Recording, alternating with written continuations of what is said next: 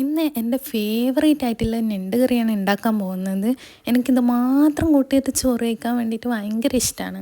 ആദ്യം ഒരു ചട്ടിയിലേക്ക് കുറച്ച് എണ്ണ വയ്ക്കുക. അതിലേക്ക് കുഞ്ഞുള്ളി ഇട്ട് വഴറ്റുക. വഴറ്റി കഴിഞ്ഞതിന് ശേഷം അതിലേക്ക് വലിയുള്ളി ആവശ്യത്തിന് അരിഞ്ഞിടുക. അതിലേക്ക് ഉപ്പ് ചേർത്ത് വഴറ്റുക. ഇതിലേക്ക് കറിവേപ്പിലയും വെളുത്തുള്ളി ചതച്ചതും തക്കാളിയും പറങ്കിയും കൂടെ ചേർക്കുക.